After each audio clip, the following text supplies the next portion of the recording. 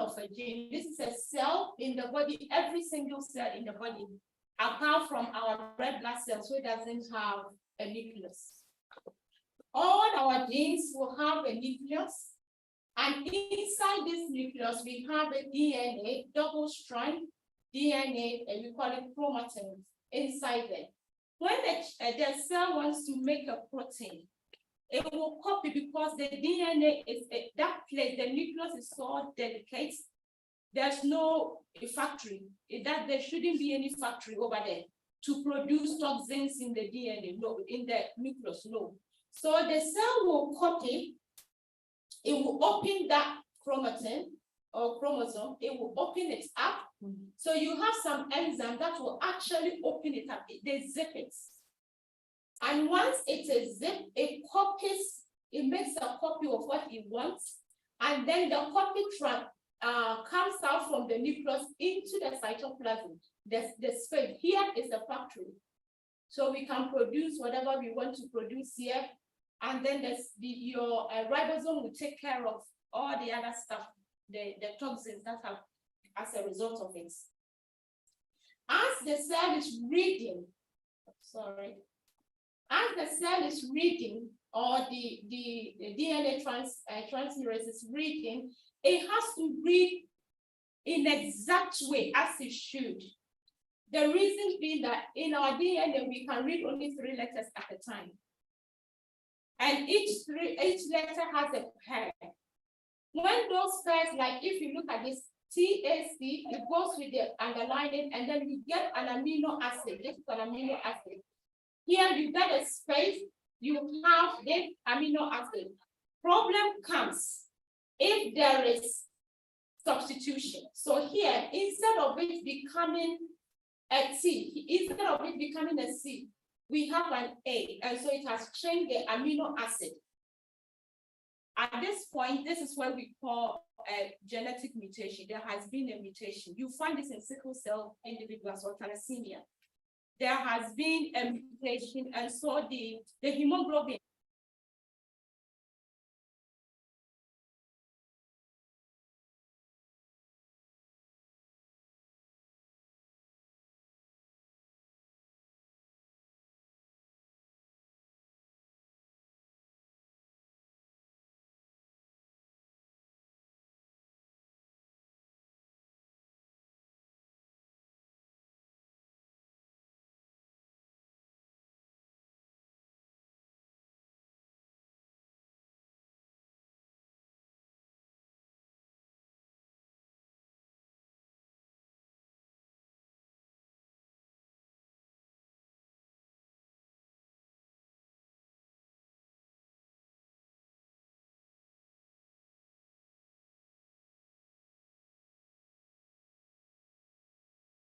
with stuff, they recycle things.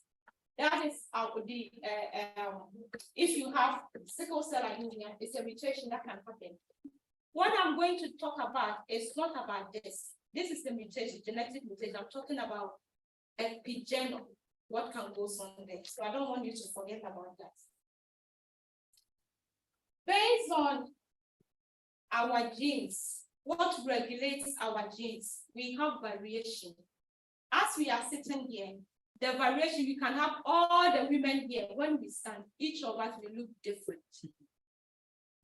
Because of variation, not because I am sick. God is the one who has made it so. So when we go to the beach and we pick up all these, whatever they call it, shells, you see this color, that, there are variations. It's not that they are sick. That is who they are. But the fact that you have certain variation can predispose you to certain diseases. The fact that let's talk about our skin. Let me go. Let's look at these ladies.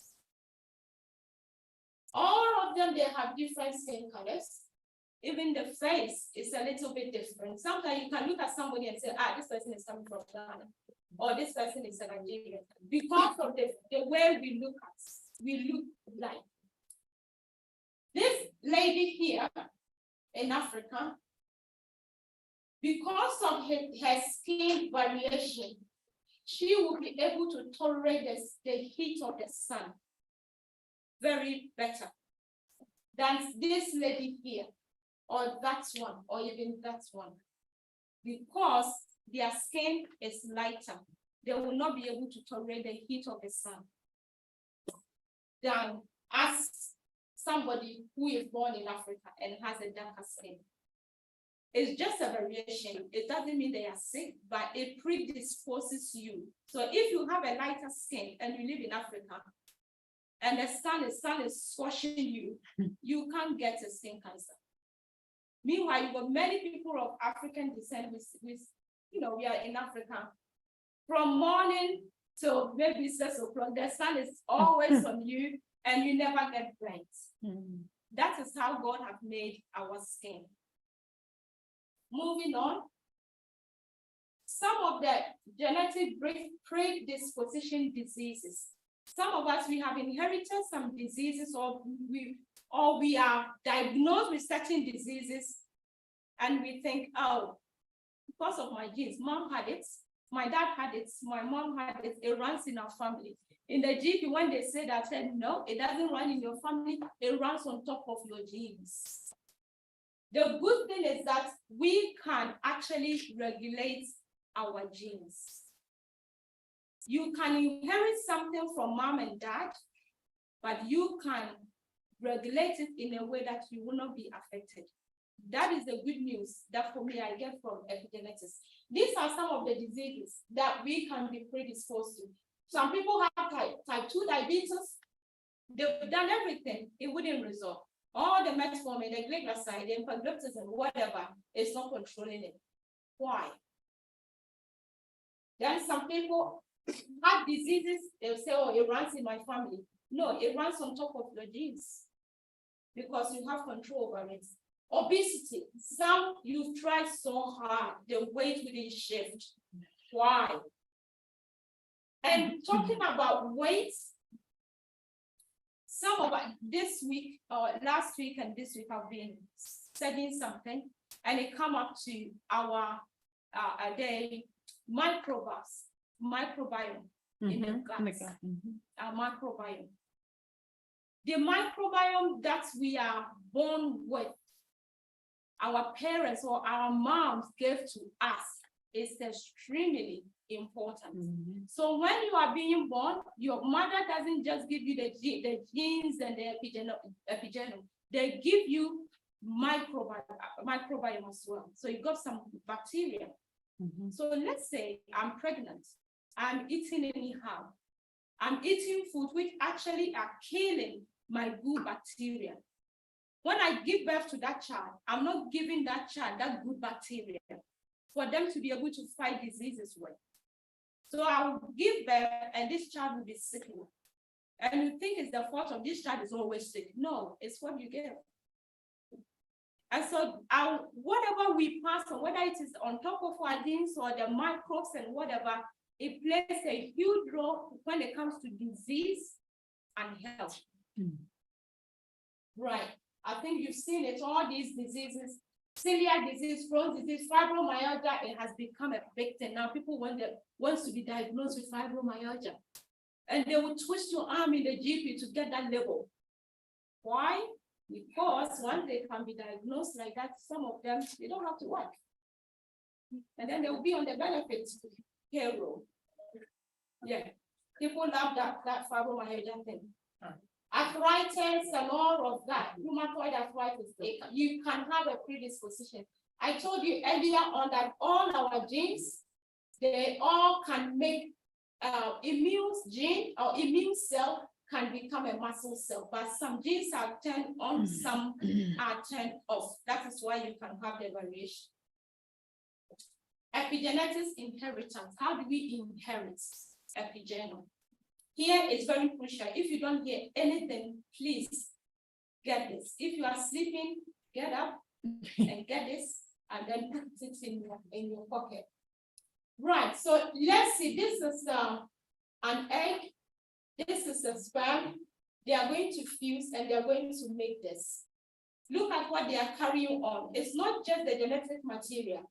Stress, whatever stress, when you are stressed, it leaves markers on top of your genes. Stress leaves markers on top of your genes. And so let's assume I'm always on the fast track, and so I'm always stressed. I've left some markers on my gene. Let's assume my diet is not that great, or maybe it's, junks. I'm leaving some markers, or I eat very well. I'm leaving some markers. That good stuff that I'm eating, I'm leaving markers on my genes. I am passing it on to my kids. So you don't only pass the bad stuff, we pass the good stuff as well. Epigenome, and so we pass it on. Contaminants. How much toxins, contaminations that you have exposed yourself to, it leaves marks on top of your genes. So you put it, you can transmit it or give it to your kids as well. Then over here, parental genome. So you yourself as a mom or dad, whatever you give, and then you give environmental stuff as well too. And then the baby, also the stress markers that you manage to accumulate, you pass it on to the baby. Genetics and epigenetic modifications, you pass it on. Diet and everything. And this baby that is maybe in your tummy also has, either it's a boy or a girl, also has some reproductive system. Inbuilt reproductive system, they have it. And so it doesn't only come to here, you also place it on their reproductive system as well. So I myself, let's assume I'm single, I'm not married yet, and I'm doing whatever. I'm accumulating some markers on top of my DNA. Then I got married. I pass it on to my son. As I'm passing it on, when I'm pregnant, my son is also passing it on to the children that he is going to give birth to. Does it make sense? Mm-hmm. Yes. Mm-hmm. And so now it comes to God says, I will visit the iniquities of the fathers and to the third and the fourth generation who hates me. The good thing is that when my son is born, he has the choice whether to allow those markers that I produce to stay there or to erase it. That is the good news. It doesn't have to be permanent. The fact that my dad behaves certain way, it might predispose you. An alcoholic, you give.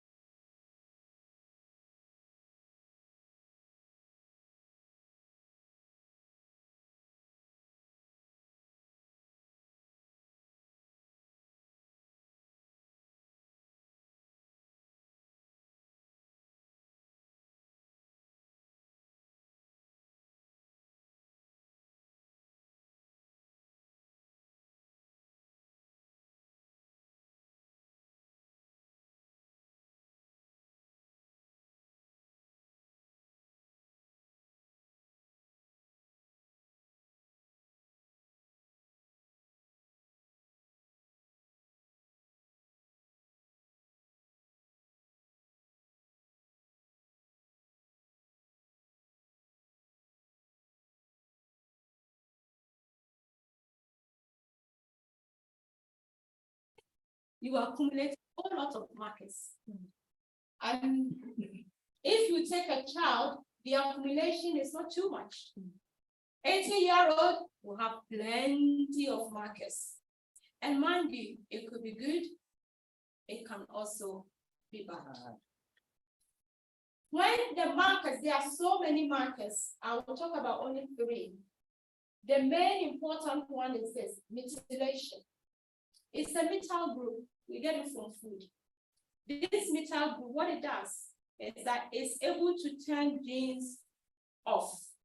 So here, when you see this color, methyl, it has turned it off. So problematic gene, let's assume it for some reason, this gene is dividing so much, the body doesn't want it. So the body can put methyl, turn straight off. We don't need you. If I don't have methyl group to turn that gene off, so many things can happen. And the major one is cancer. Cancer is division of the cell uncontrollably. And eventually it takes the whole body and then it destroys it. So methyl is extremely important. We look at the foods that we can eat so that we can increase our methyl intake. Epigenetic tags, we get them from the diet I've mentioned. Season, the weather also leaves some tags on our genes. Disease exposure, so you are always getting cold and coughs and sniffing and all over, and you don't deal with it. Deal with it from the root cause. Not that, we are in the cold weather, so everybody's got snotty nose, and so I've got snotty nose, no problem. You are leaving some tags, and eventually you accumulate, and in the later days, it might hurt you.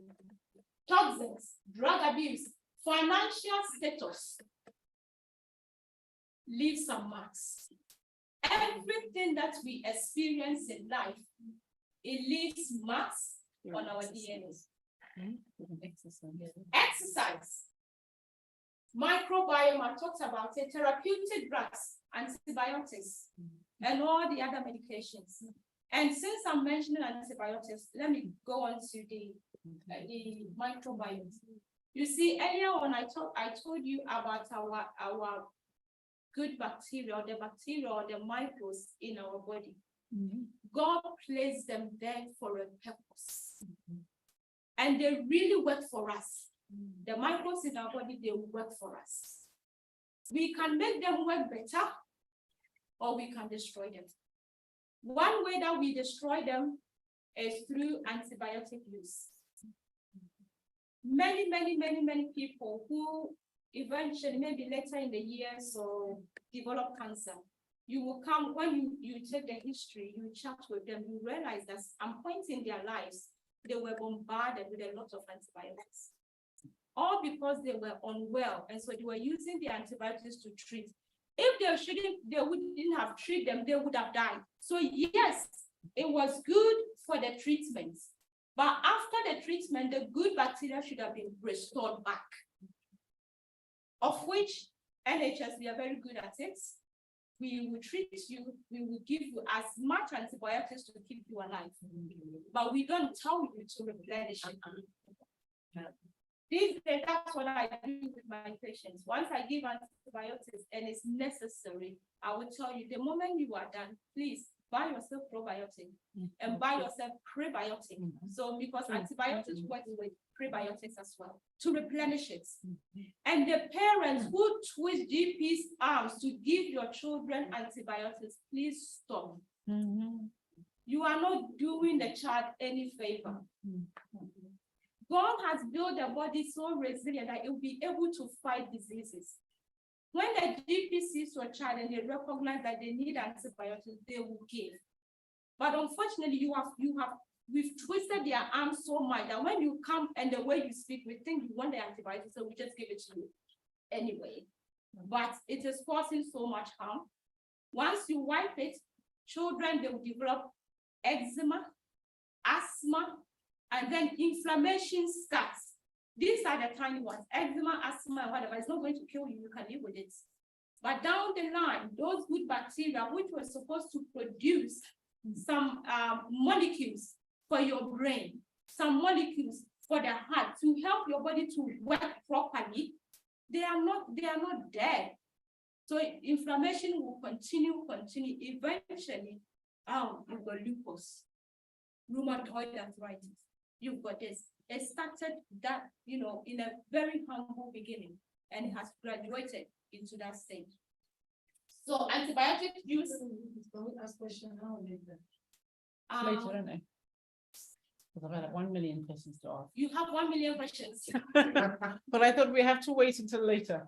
Okay. Are we waiting until later or are we stopping? Okay, I can take maximum 3 now, and then we can continue. So the probiotic and probiotic, is it the one we get from yogurt sometimes?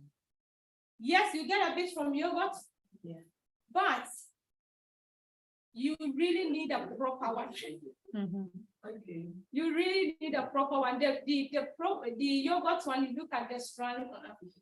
There is a proper one, like acanesis. There's bacteria called acanesis. The molecules that it produces is to prevent you from having a cancer. You will never find that one in any of the yogurt or whatever. In fact, you cannot even get them. You cannot isolate them. But once you eat well, and once you take some prebiotics, some of the bacteria in your body will differentiate to become acanine to protect you. So you know what? Socrates said all diseases start from the mouth. Yeah. What you put in your body. Yeah. All diseases, and I can tell you about 99% of diseases we have, it starts from here. Why? Because the way our bacteria protect us, we are just about to have a tiny glimpse of it, what it does. But we can learn it from the plants. When we grow something, when we plant something, those who have a little bit of garden, if you take the soil, the amount of bacteria and like organisms in it, it will blow your mind. God created us from there. That's where we're created from. So for human and bacteria, we are inseparable. But we can make them turn against us, or we can make them work for us, depending on how we look after them. The same thing, I always say, everything that we have bacteria everywhere. We have it in our nose, they are there for a purpose. We have it in our mouth, they are there for a purpose. In the gut, they are there for a purpose. All the other places, every opening in the body is bacteria in there.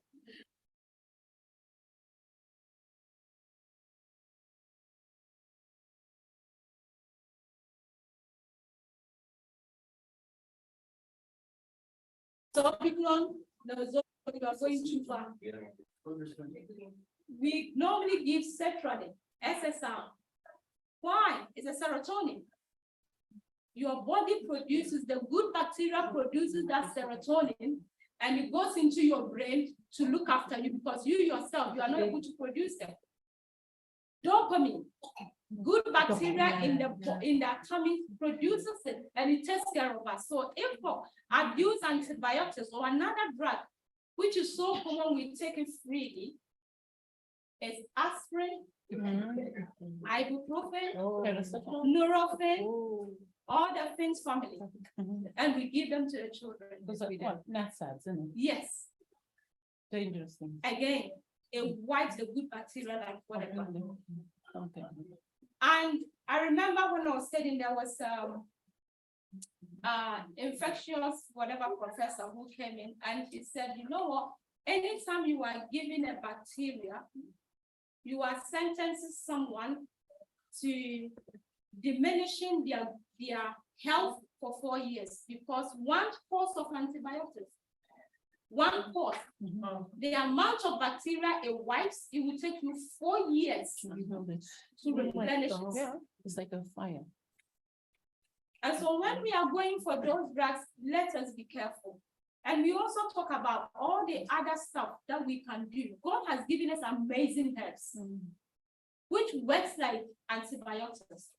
Once we get to know how to use them, then we realize that, I'm not saying never take drugs because they have their place, but we'll be careful and mindful.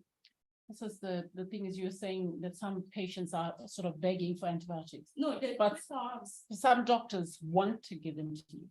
And even if you say no, and if you say no, they get to a stage, like you said, I've done a lot of research on microbiome and the gut, flora and stuff like that. And that, as you said, it's like a forest fire. You take it and it burns everything out and you have to plant again. Yes. So I haven't taken drugs for 10 years and more, nothing, I refuse. But the situation I've had with my legs, they're always wanting to give me anti-inflammatory,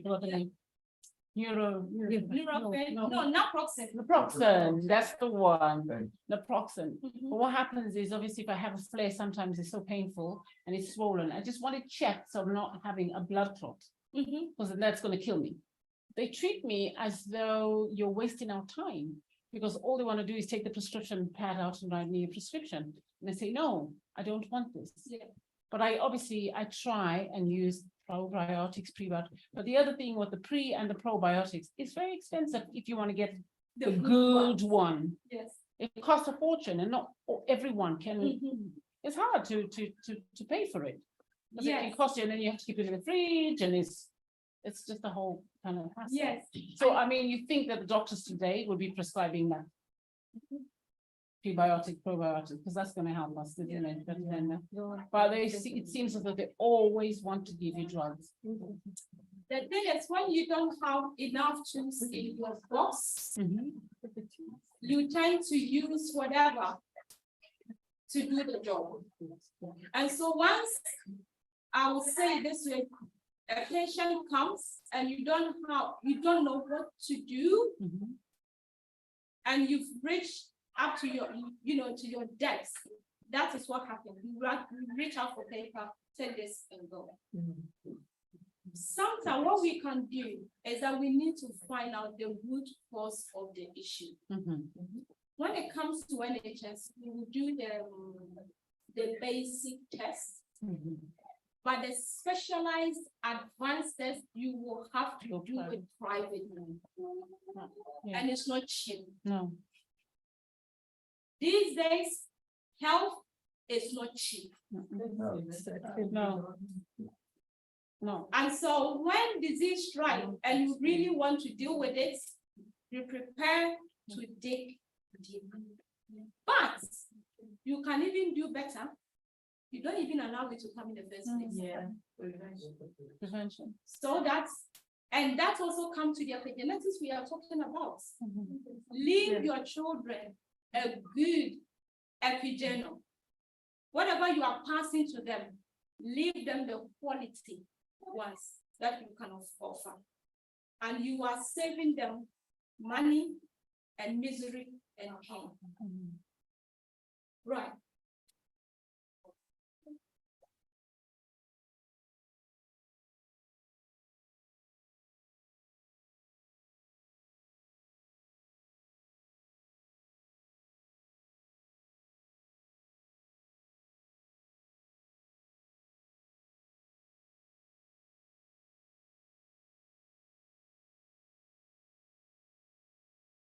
What our sister is trying to tell us is that have you got them? Epigenome. They are the choices we make gets written On the genes. Let's take, for example, see that diet is perhaps some McDonald's, or burger or whatever they call it over there. Okay, if I like taking it, I keep taking it. To get to a point there, you see, you develop a taste for it, you become more or less addicted to it. Okay, now what is it that is has gone into my system? That when I'm there, it's like something is pulling me to go for that food. Something has been written onto my what? You're you know. Chino.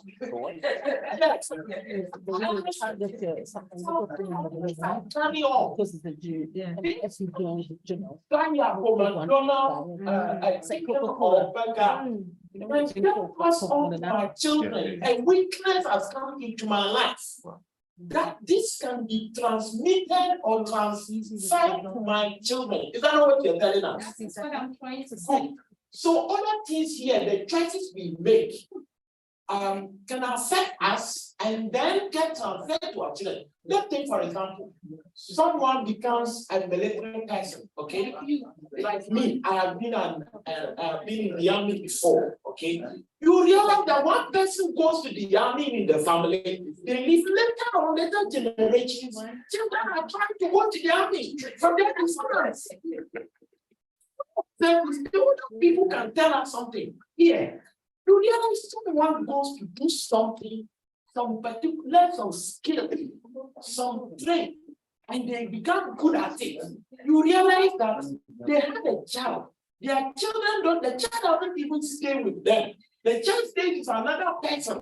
The child grows up and I think that somehow, I think it's the straight talent, get passed on. And then you see the children doing for taking the steps of their fathers, their mothers. If it is a weakness, you realize they are doing the same line. It's a good thing to, you realize they're also taking the same line. It means it's starting with one person. That person, this thing got written on their genome. And now pass on to the children's epigenome. And so if it is a bad choice made, it becomes a weakness. That weakness now gets passed on to our children, but they can fight it. With determination, it's a weakness. With determination, they can fight and overcome it, and then it gets wiped off their epigenome also. Yeah, thank you so much. On this side is the bad. Yeah. So this stuff on this side is the bad stuff. I will come there. So there's So this side is the bad side, and this side is the bad side. until you get to exercise.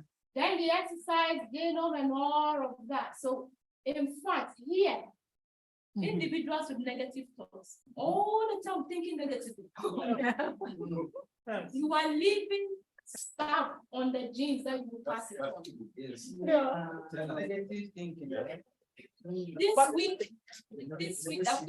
This week I had a lady who came, only 19-year-old. Crying, pouring out, why? I've got breast cancer. How did you know? Because I can see, I watched something in TikTok. What? Okay. In the end, I did the examination and I just have to sit her down and talk. You don't have any breast cancer. The fact that you watch something on TikTok said 1 or 2, it doesn't mean you got breast cancer. People, every bad thing that is passing by, they mention it and say, I've got it. Oh. The witches are disturbing you, say, there's a witch in the house. It's negative thought. Yes, my brother. Yeah, I think epigenetics is not new. Yeah. It started from the Garden of Eden. Thank you. How Lucifer is very genius and studied this 2000 or how many years ago. And as we understand epigenetics, it's a study of behavioral environments that changes the function of our DNA. So if we look at what is bad, then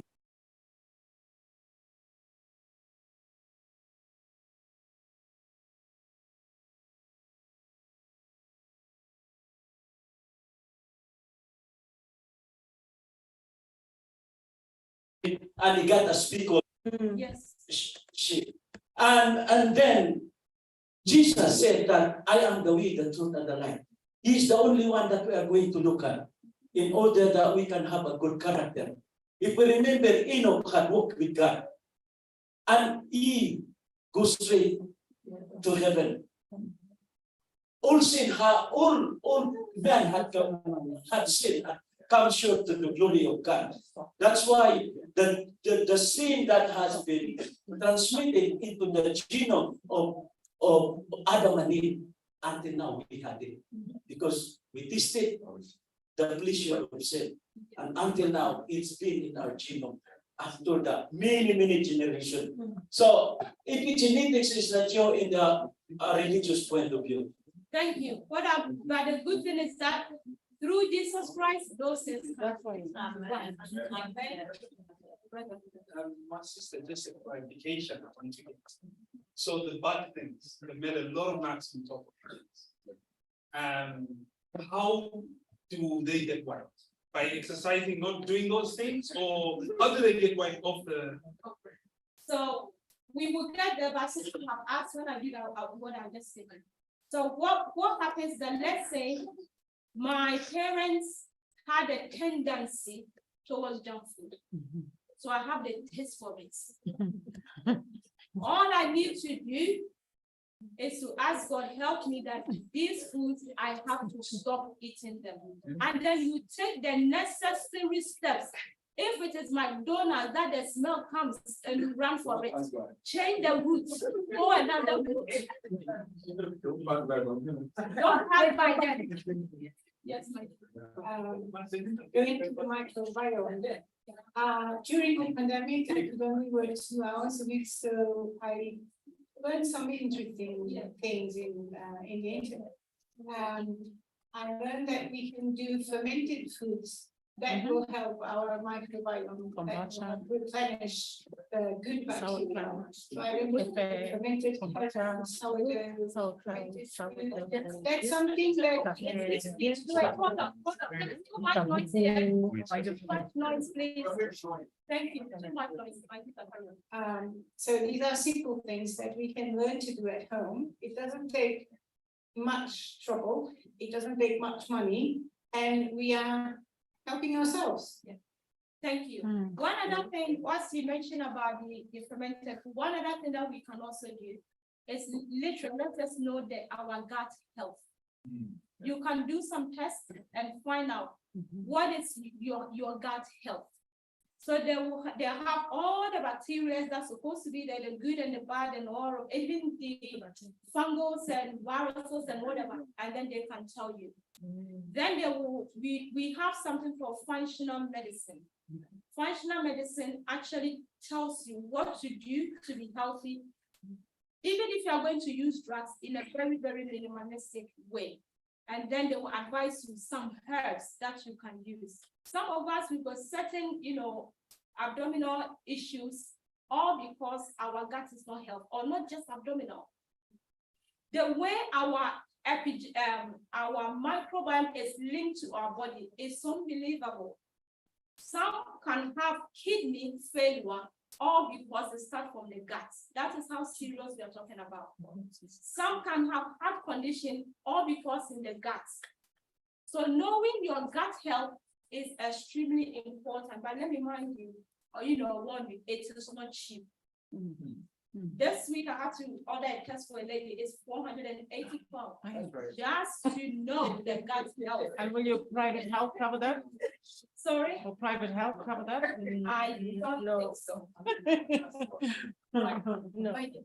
I've got a question. I don't know whether it's related to any of this study or that.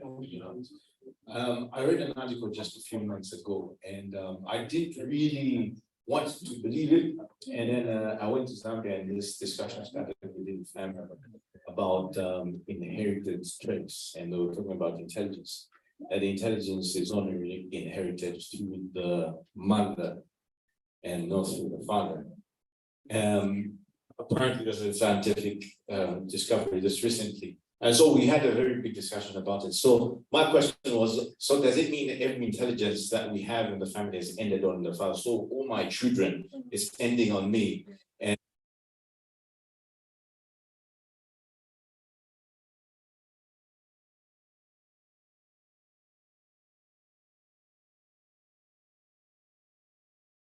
Intelligence. Hello. Intelligence, we find it on the X chromosome. So it's true. Listen. Listen. Intelligence is found on the X chromosome. Okay. If you are a girl, you will inherit one X from father, Okay. you inherit one from mother. Mother. If you are a boy, you will inherit from your mother, but don't forget about the crossing over, the DNA changing.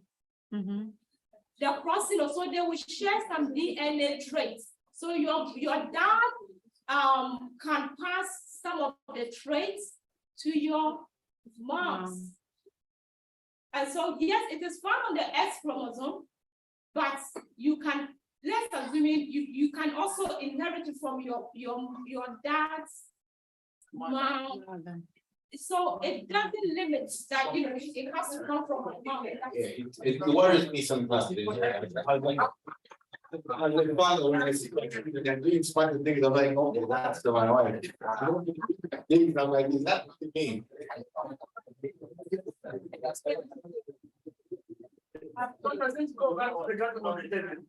Yeah. What do you mean? Right, so let's go back. Let's go back. Right, and so we've talked about the methylation. Histone is where our DNA opens up and it transcribes. So I can leave some marks on my DNA and then open the DNA where it shouldn't be open. And then we'll transcribe. And then we got the non-coding RNA. So when the transcription is done, we have some proofreaders and editors in our genes. So they will proofread to make sure that whatever they copied is genuine, no mistakes. If there is a mistake, you have an enzyme that will try to correct the mistakes. If it's not correctable, they can't correct it. Then they will add this to the DNA. Non-coding RNA, add it to the transcription to say, don't transcribe it, don't use it, destroy it. And so it will be destroyed because they couldn't repair it. If you don't have the molecules that will work to tell this one, don't transcribe it, that is where the problem comes. It's going to transcribe, and it's a faulty protein. We've talked about this, move on. Right, here is very, very important. Please do listen. Right, methylation in our body, as we are sitting here, every second, about 1 million methylation is going on. Whether you like it or not, you have no control over it. But it does it through the methyl group that you have in your system. But the good thing is that it's a recyclable. It goes into, it's a system. It goes through, and so eventually, here it will. But no, let me mention it. We all know folic acid. Yeah. Foliate. That is what eventually you add methyl group to it, and then you go into that cycle, and then the byproduct is homocysteine. There is too much talking in the room. The byproduct is homocysteine. This homocysteine it's a marker to tell us if you are going to have a heart problem, or if you have developed a heart problem. This homocysteine, which means if I don't have enough methyl group in my body, I will have homocysteine circulating. But if I'm eating enough methyl group food, I will have the methyl, it will attach to the homocysteine and it will work, and so my heart will be safe. Good. Methylation is very important. It works on detoxification. If you don't have methyls in your body, your liver is not going to detox for you properly. And so you are going to build up a lot of toxins in your system. So it's very important. It also helps with the neurotransmission. It also helps with neurotransmitter production as well. Okay.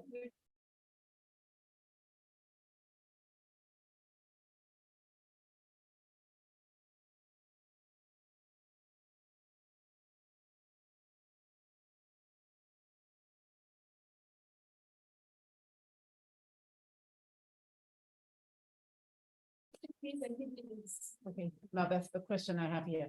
Okay. Yeah. Here in the UK, Yes, it's unlikely that those vegetables you just showed us gives us really very good vitamins or anything for beneficial, because they don't have the sun. They Right. don't have the right kind of sun and soil. that is a good point. But if you try the organic ones, Okay, if you trust the system. if you try the organic, what They we see the did, sun. one time we wanted to, myself and John, we went to the shop No, and we have two carrots, organic carrot and normal carrot, they all look the same. In fact, the organic carrot didn't look nice. Yeah. And John picked the organic one. I said, what's the difference between the organic and the normal? I'll take the normal. We all went home. So we're going to make juice. He made his juice. I made his juice. The taste was totally different. so the organic one is better. The organic one was much So better. the organic one was the deformed one. It doesn't look nice, but it's better. Then we grew our own carrots. Mhm. And guess what? The taste we had was better than the organic one we bought from the shop. What I'm trying to say here is that yes, we might not trust the food system, Mhm. but normally what I say is that whatever you have, if you can afford organic, go for organic. If for some reason it is too much, go for what you have, pray over it. Even the organic, pray over it. God is the one who sustains us. Amen. But if God has blessed me that I have the means to go for the best one, Mhm. but I'm so stingy, I decided to go for the cheaper one. Don't expect that the next Yeah. Next one, vitamin B12, we get it from meat, fish, cheese, milk, and eggs. Some of us who are vegans and they're vegans, you don't eat this, so you ask, where do we get them from? Take some supplements. Take B complex supplements. And for me, by the way, all these ones, I would prefer to take B complex supplement than to get my B12 from these guys. Okay, so what would your advice be? And I don't want a big discussion. It's about the meat. About the meat. I'm not pointing fingers. Okay. When it What comes would to your discussion, your advice be on the meat? my advice on the meat, if you can stop it, go for it. There are some people they cannot stop. Minimize it. There are some people it is necessary for them to eat meat. Even that go for the breast. That's what it is. Okay, but I'm not even just talking about stopping it. Yeah. I'm talking about that where if you eat good meat, organic, and you buy the best, then you're getting good vitamin B12. Right. The good thing is that it is organic. They will tell you it's a free range. Okay. The grass they grew Mhm. that they are telling us is a free range. How did they manage that grass? Okay, that's the point. And so just because of that, you know what, I always say, when we're in Africa, when I was in Africa, before a chicken is ready to be killed, 2 years. Here, how long does it take for a chicken to be ready? 28 days. 28 days. Then you ask Yeah. yourself, how come that chicken in Africa or Caribbean, whatever, at 28 days is still like this? And here, 28 days is like that. Because it's British. And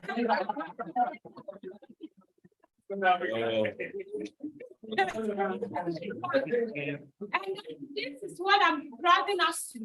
Why is it like that? They are fed antibiotics.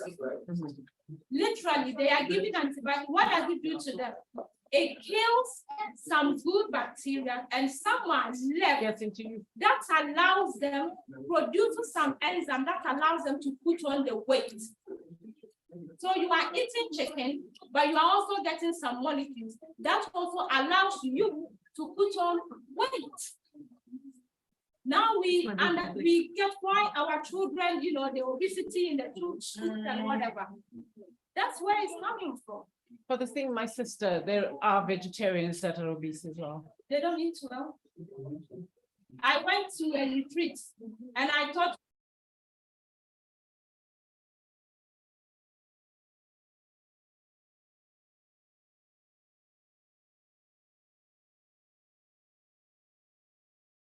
we put a brand on our head, but we eat even the stuff that doesn't contain meat. We can still have some which are very not healthy. Donuts, it doesn't have any meat. No, it's kind of, no, you shouldn't. But okay, going back to the meat and knowing that the salt where they're getting is not organic, right? So I'm a vegetarian, right? I'm not vegetarian, but I'm a vegetarian. Oh, sorry, I'm a vegetarian. I do have a love for it anyway. So I don't eat meat, any kind of meat, no carcasses, okay? But I eat the cheese, the milk, and the eggs. If those animals that my cheese, my milk, and the egg is coming from have been treated in the way you just said, antibiotics are given, then I'm still getting nothing. Thank you. Thank you.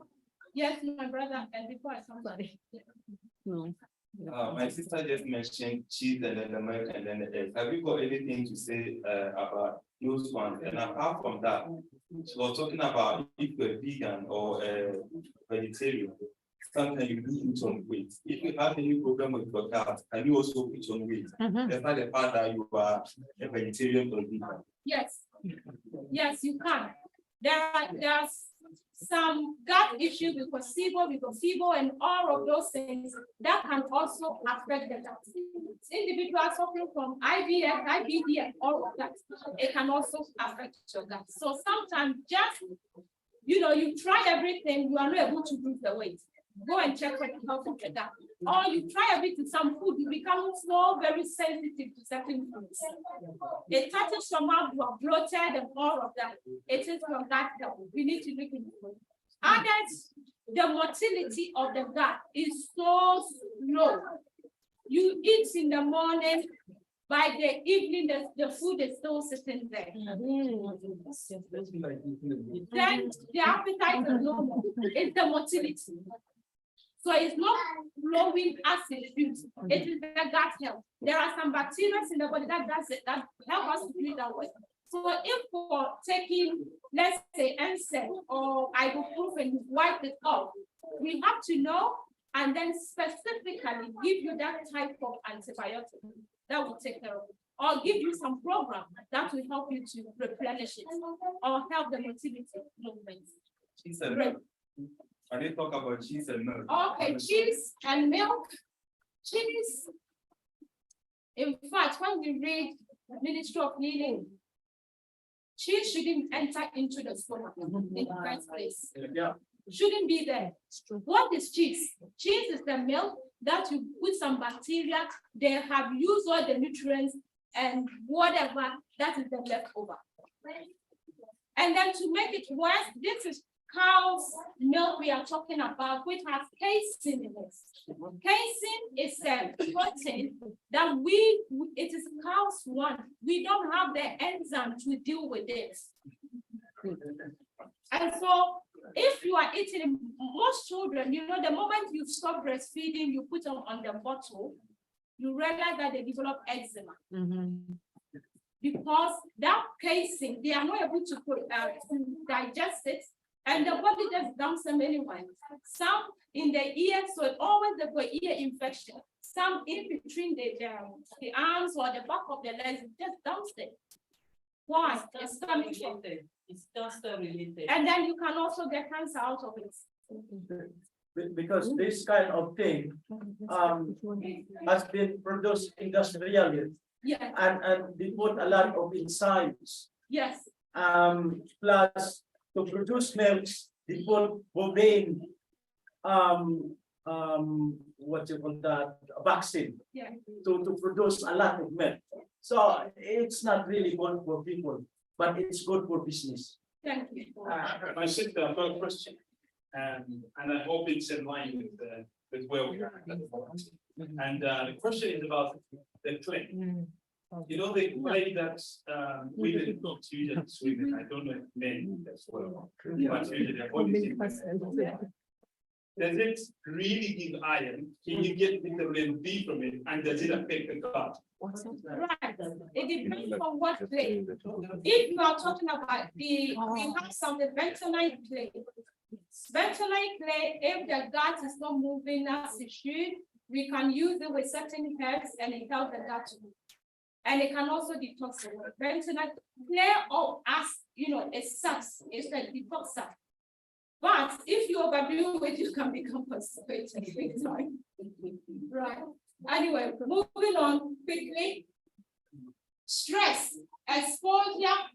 When we are stressed, it can also diminish our metal group in the system. And there are certain toxins, when we are exposed to it, your body uses 3 times of metal to make it safe for the kidney to take it out. And so if I'm exposing myself like something like arsenic, it takes 3 metal groups to get arsenic out of the system because it is toxic. Mercury, that's one you are dead. From your teeth. I'm just joking. Yeah, mercury and all of that. To be able to get it from out of the system, you will need a metal group. Any detoxification, you will need your liver to be working on it optimally to be able to clear your system. We will come back to, we talked about it. Animal studies, I think yeah, this particular service. Agouti gene. So this one and that one, they all have the same genetic material. No difference. What happens is that this one was fed BPA. We all know BPA we find in the plastics. Oh, yeah. Yes.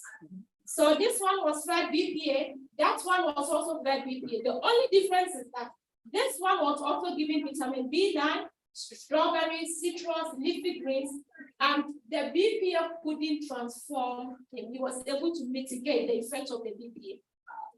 And for having enough metal group of folate, B12, B complex vitamins, and the good thing about the B complex vitamin, it is water soluble.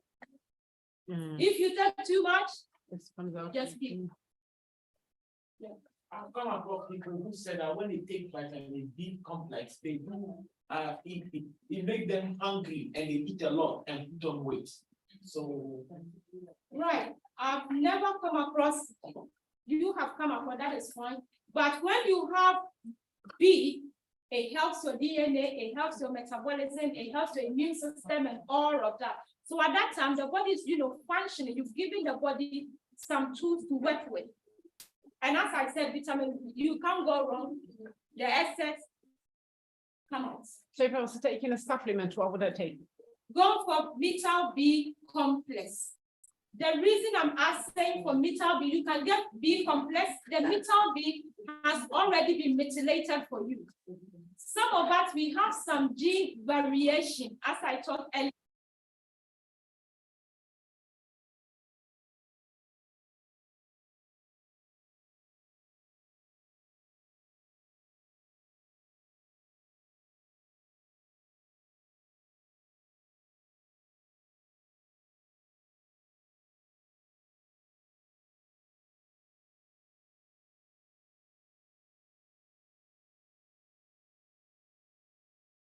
Metal. The 12 you are taking and then go for metal B complex. I get it in injection form. You get it in injection form, so you need to find out why am I not absorbing my B12? Why am I not getting? Because sometimes because your body is not producing the intrinsic factor that actually binds to the B and then travel to the colon for it to be split.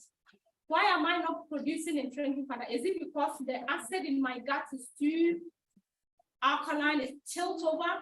So once you get the answers, that will really help.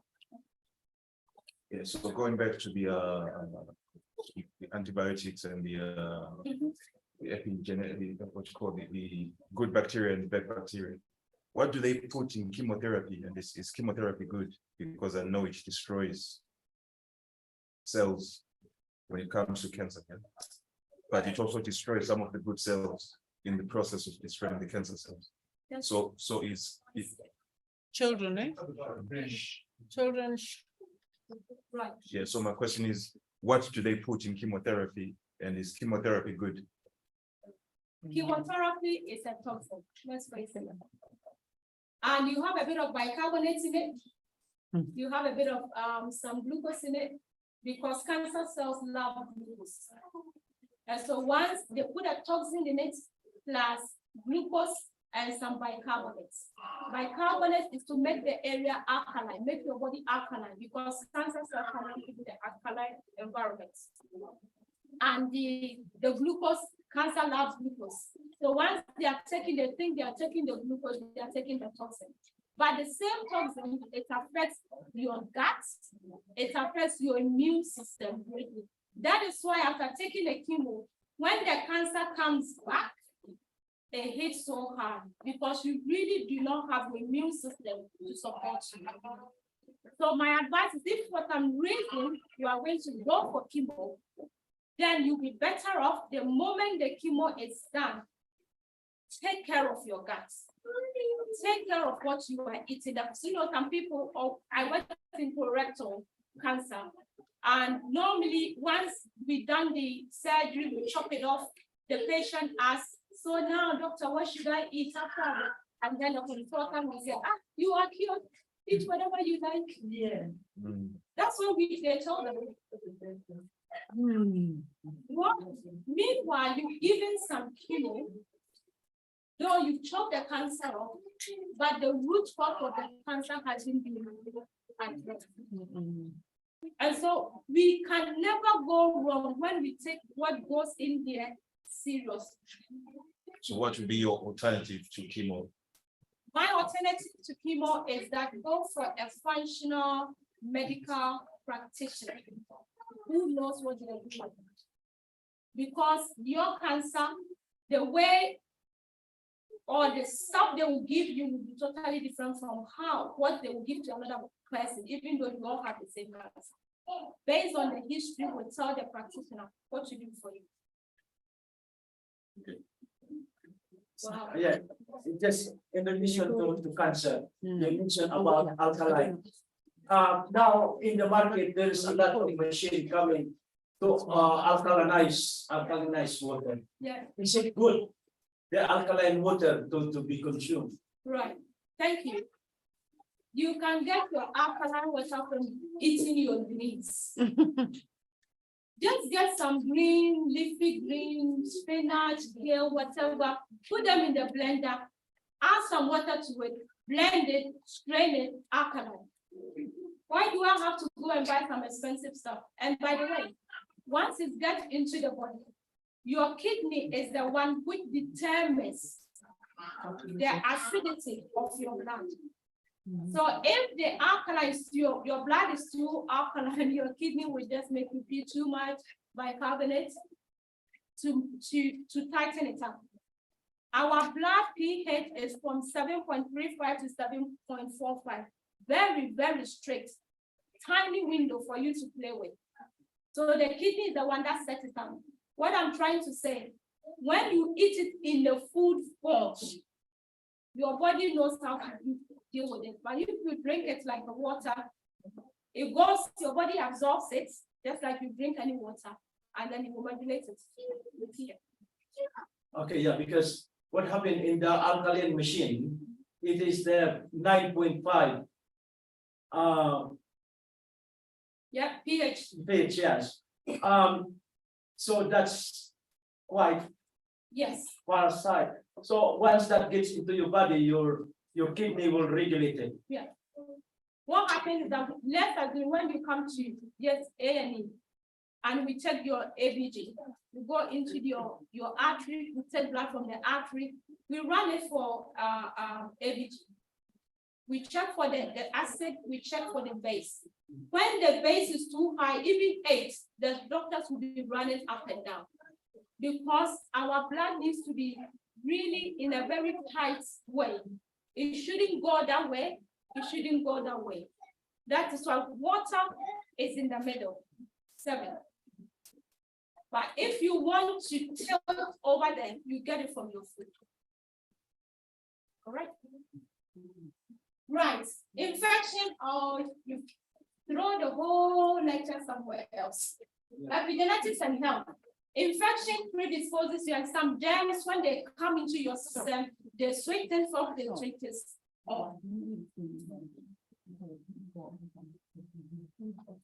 Epigenetic reversibility, you can reverse it. That is the good news. You can reverse it. It says not all epigenetic changes are permanent. Some epigenetic changes can be added or removed in response to changes, behavior, or environment. So it is not set in the stone. You can make some changes, but if you have the tendency towards making the wrong choices, it makes it a little bit harder. That is what it does. And sometimes the moment you make the changes, the correction comes, you see the benefits. But you have to do it in the right, at the right time. Smoking can result in epigenetic changes. For example, at certain parts of the AHRG, smokers tend to have less DNA methylation than non-smokers. Smoking associated DNA methylation changes are a result of prolonged exposure to cigarette smoke, and can be reversed following cessation. So the moment you stop the smoking, you can reverse that changes. Right. We find epigenetic reversibility in the Bible. We find it in the Bible. The soul that sinneth, it shall die.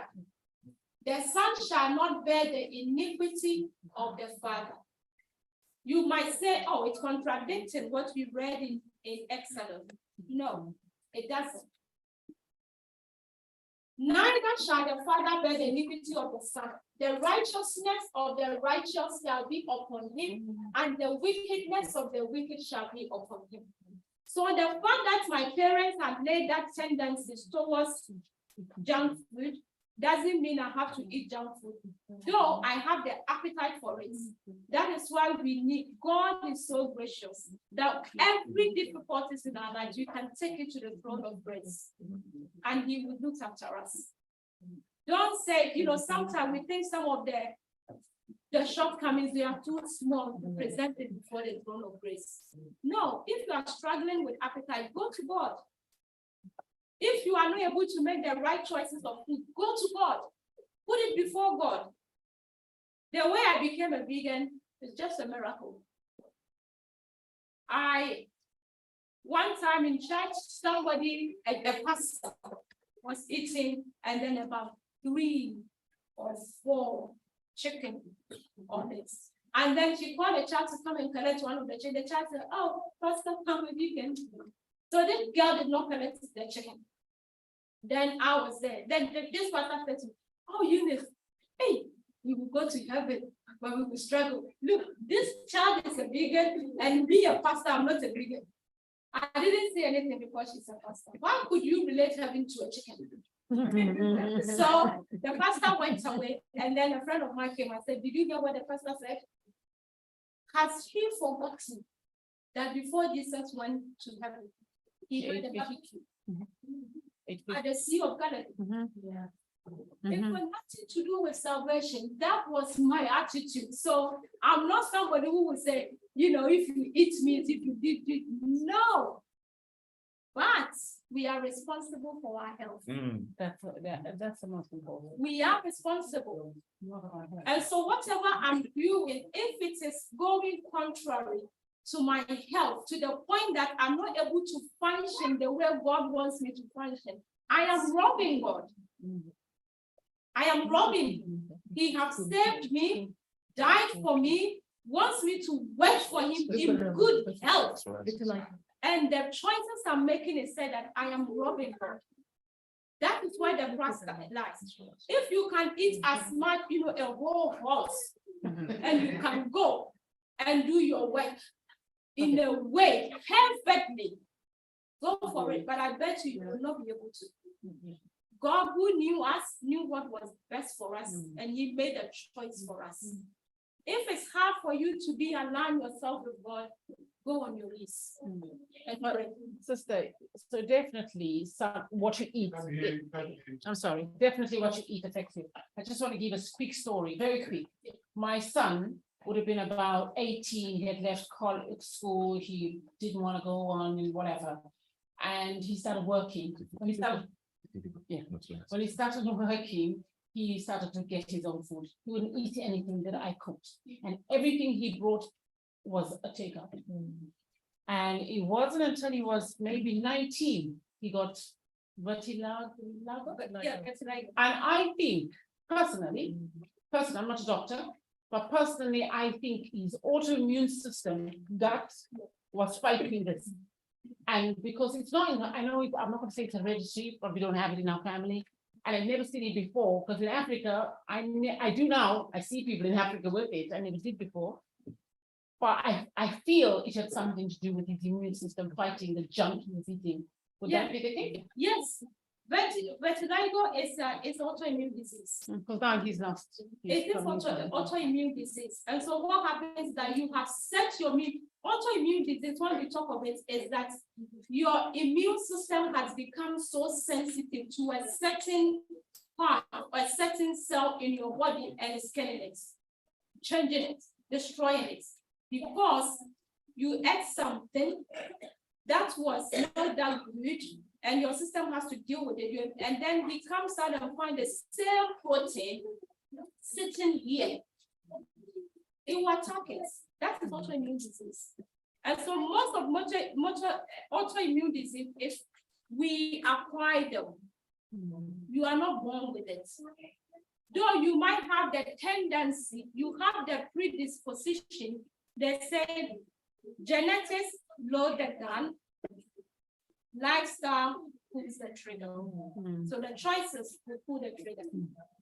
Right, so here, our last steps, we come to understand that if the choices I'm making, it might be hard if my parents have laid a bad foundation, but it will be also good if they have laid a good foundation. I always talk about myself and my son, who, when I was pregnant, listening to family reunion music, listening. And then I gave birth to him. But it wasn't an easy birth, terrible ones. So I was left in the hospital. Child has to go home and crying hands. All they have to do, they realize that when they play the family reunion music, he goes quiet. That is how they were able to manage him. Whilst I was in the hospital and he was at home. What did he hear in the tummy? Tiny beetles. So that is what I'm saying. Whatever we do, we leave marks. For me, if you sit me on the piano, I've got no idea what you're talking about. But for him, he taught himself how to play the piano. Why? I think the music, whatever, he got into the brain too much. Our last verse, I'm reading from Ministry of Healing. Disease never comes without a cause. That is sometimes the idea we have. Oh, I don't know why I've got this. It runs in our family. The way is prepared and disease invited. Look at that word, it's invited. You call it to come. By disregard of the laws of health, many suffer in consequences of the transgression of their parents.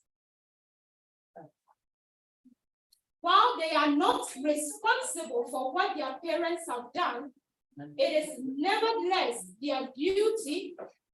It is nevertheless their duty to ascertain what are and what are not violations of the laws of health. They should avoid the wrong habits of their parents, and by correct living, place themselves in a better conditions. That brings me to the end of our presentation. And I think we asked all the questions. Because I'm also mindful of the prayer walk. Oh, no, we're not. Oh, no. It's been cancelled. Oh. It's wet. Unless you want to have muddy feet, we can go. Questions, so they can ask questions. Elder, yeah, another half. Then we can go to dinner, isn't it? Another half. Don't preach. Or we can go tomorrow. I can wait.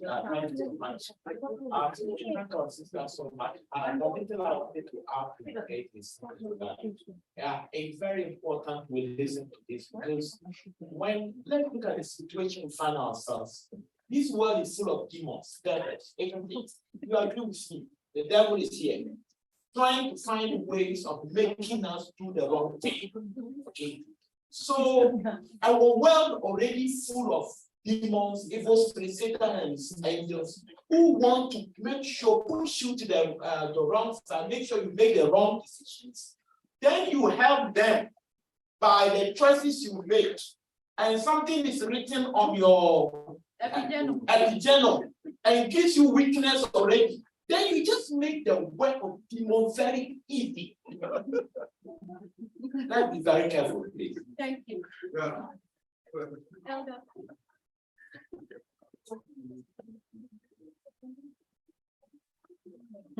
Yeah,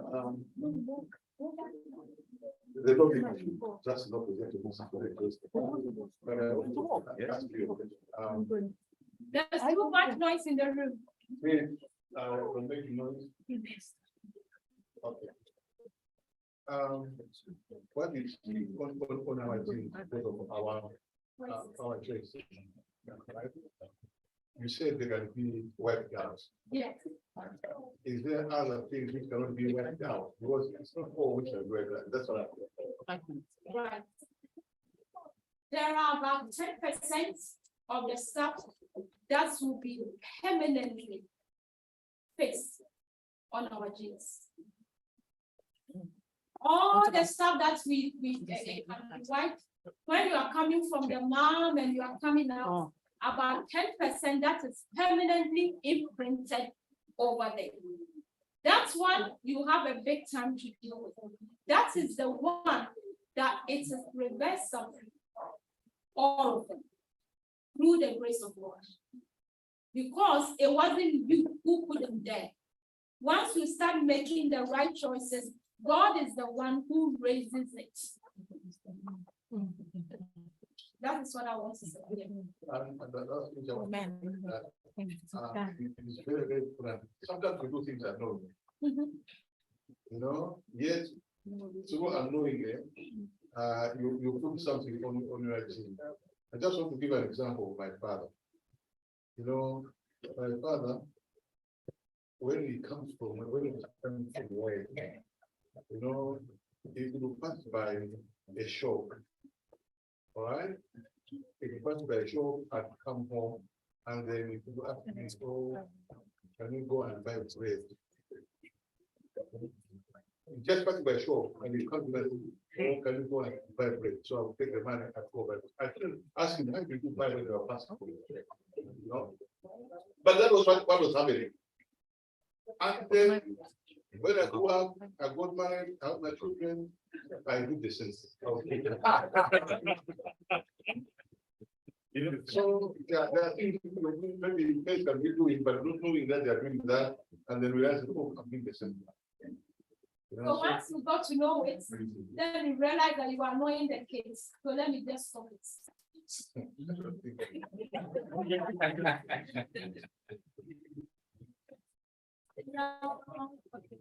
My sister, I'm not sure if you answered my question. Okay, what was Another question. No, the same question about so these marks on the genes, on the DNA, they are physical marks. Yes. They are physical marks. Yes. And when I ask the question, you say that if you smell better than run, by running away, does that start erasing the marks on the gene? Well, how do you erase those marks? Right, so we call something reinforcement. Reinforcement. If there is a path here, all the time I go there, I go, eventually it will be so easy. Like if you're walking in a, let's say in a jungle or whatever, it will be so easy to pass by. If you stop working on that part, what happens? Grass will come. They start growing, Yes. and then it will cover that part. The same thing to our choices. If you stop going that area where you will smell the McDonald's and you change your routes, eventually it doesn't even come into the brain. But you get somebody who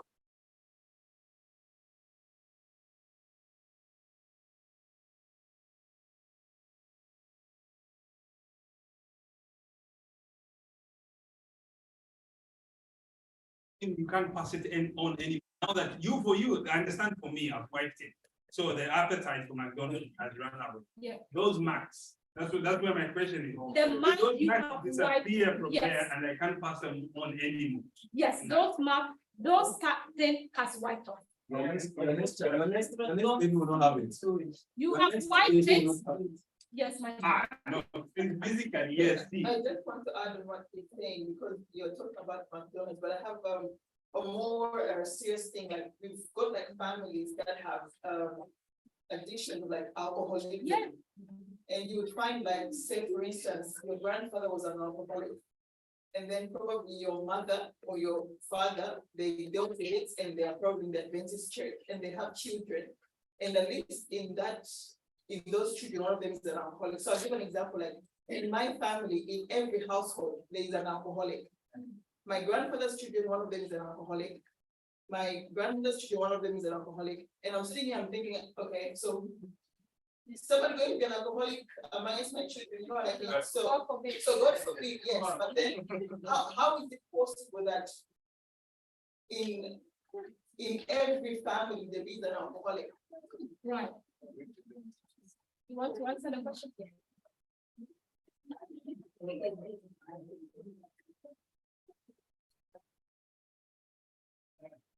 You know, apart from the continuum, there is also a spiritual thing that go on. Sometimes certain bad habits or certain behavior that run through family can be as a result of evil spirits who are in the family, who cause that. Let's take something, for example. There are certain goals our families, and ancestors brought into the family. Whenever these powers come, though they are brought into help, they also bring bad habits as well. Or someone gets a curse. Someone is drinking, and then out of desperation, out of frustration, the mother just says, you always be an alcoholic. We are talking to you and you always be an alcoholic. It's a curse. The person will grow, perhaps remain alcoholic, and pass on to their children, because somebody has issued a curse on them. By just words, not in their mind, they were not cursing, but they end up passing a curse, and this curse is being found by evil spirits. So an evil spirit will make sure that, oh, okay, they have pronounced alcoholism on this thing. So for every generation, you find a demon of alcoholism wants to make sure you attack someone to make sure that carries on. So there are two things. Aside that, we also have the spiritual thing that also go on here. And those who are the older generation will be able to tell after what I'm saying is true. I can see that you knocking his head, and I know yes. Yes, when it comes to, apart from the spiritual side that my brother talked about, physically, when we are training our children, you train them, you talk to them, they get to know that certain behaviors is not good. So eventually, as they sit at your feet at home, learning and learning and learning, they might have the tendency, they have the affinity to it. But the fact that they've never tested it, it wouldn't, that reinforcement will not come. They haven't touched it. That is why when we train our children, we want them, listen, don't even go and try it. And say that, oh, I just did it in secondary school or whatever. No, don't even touch it. Bad stuff, as humans, we don't grow out of sin. We grow into. And so don't even play with it for it to become a serious thing. So as we are teaching our children, me personally, things that I see, I really lay in bed with my kids. If I see something that, did you see, when we go out, we see something, I come on, did you see this? It was because of this and this and this and this and that. If you do this and this and this and that, this is how it's going to happen to you. But sometimes we kind of, oh, they are kids. They are kids. You've got no idea what the stuff they are watching. Lay things back. Let me add a bit to what our sister has just said. You know, the environment also counts as well. As parents, we can do all that we can, how we could. But you shouldn't forget this children. When they go to school, they learn a lot from there. Sometimes they can even be 18 or whatever, and they can go out, they're not with us anymore. And the friends that they go along with, they can influence them whether you like it or not, and eventually they fall into this alcoholism. So you see, it's not easy. Our parents, all the time, we have to go on our knees and we should pray for our children as well. Because the devil is constantly fighting with our children and parents as well. So we should try our best all the time to pray for our children. Having said that, we should also find time. You know, most of us, what we do is maybe watching this movie, Ghana movie, Nigerian movie, or whatever. That's why we spend our time. Yeah, instead for us searching, I was interjected. During the COVID time, she was working for only 2 hours, and she tried to make time to search for certain things. What do you search for? Is it movies? What is in the movie? Ghosts, drinking, you know, this broken marriages and stuff like that. It has influence on our children. So let's look for good stuff and then train our children on that path. And with prayers, everything is possible. Amen. Amen. Yeah, just. We'll come back to you. Yeah. Okay. Not just to add on the sister quickly. You know, a mother's influence is very, very, very strong.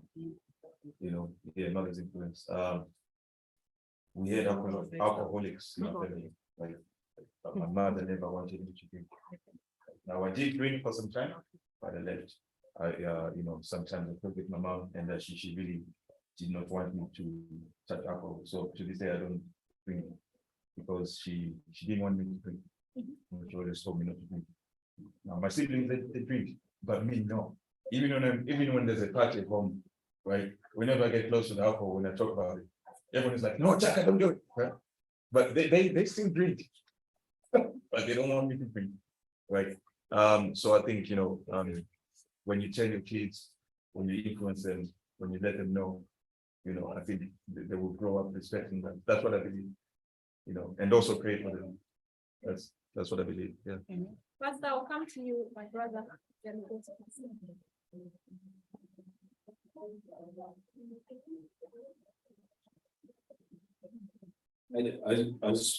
I've just been thinking about this whole and just seeing how the imprinting will move from one generation to the other. By the way, the things that have been mentioned, I've sort of kind of experienced.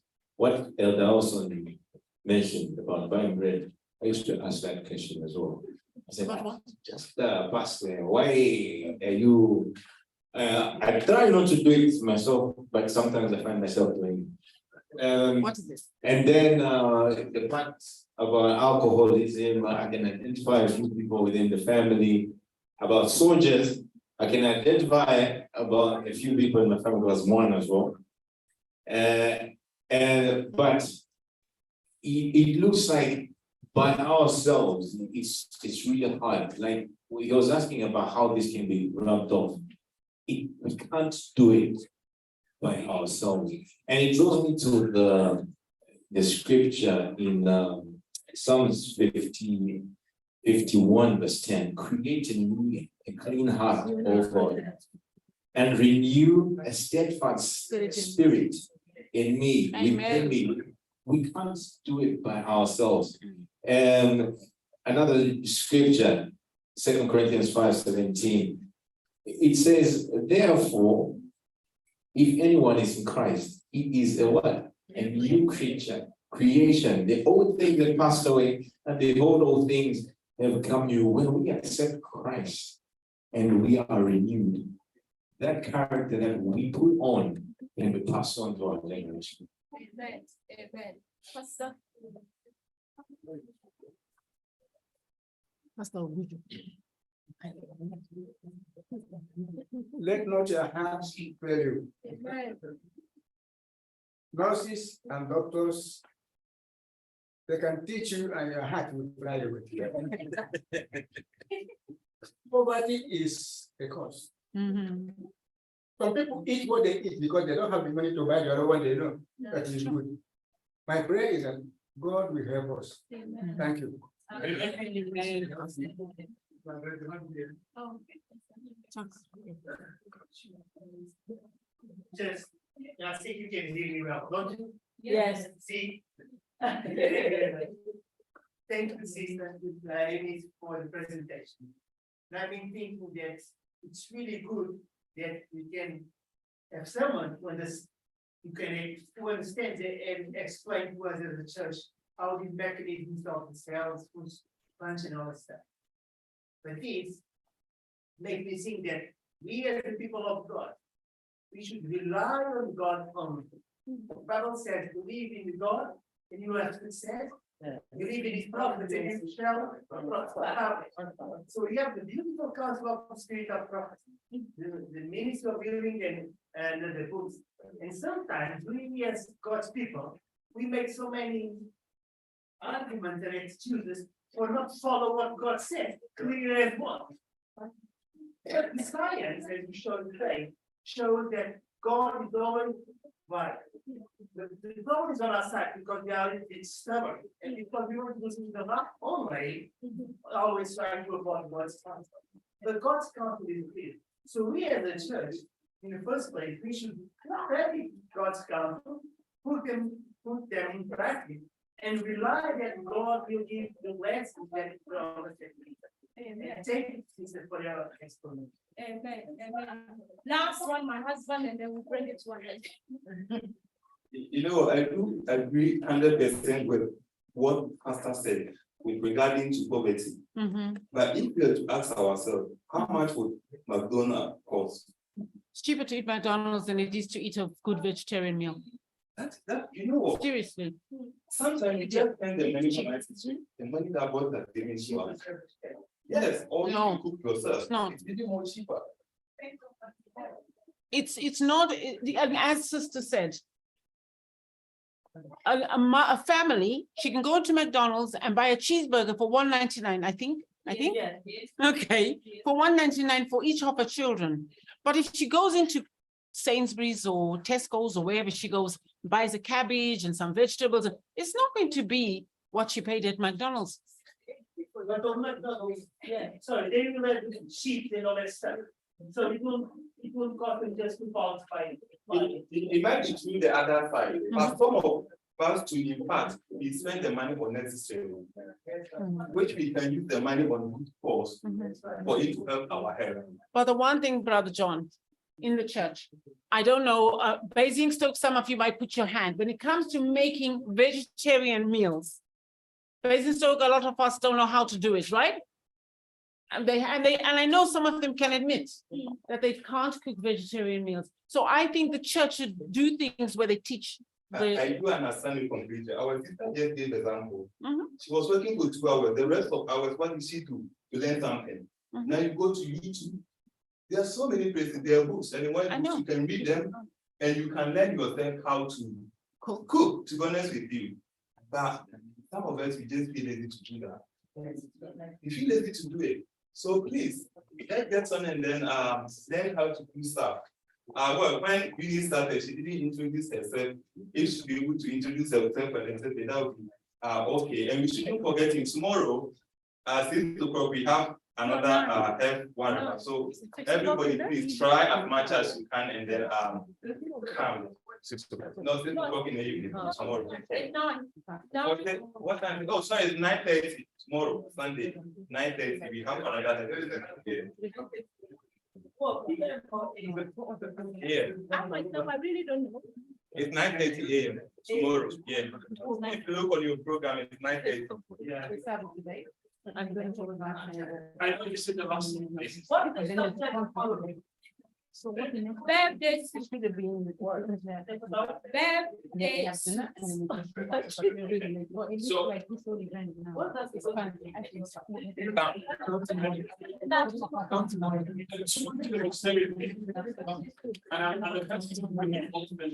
Yeah.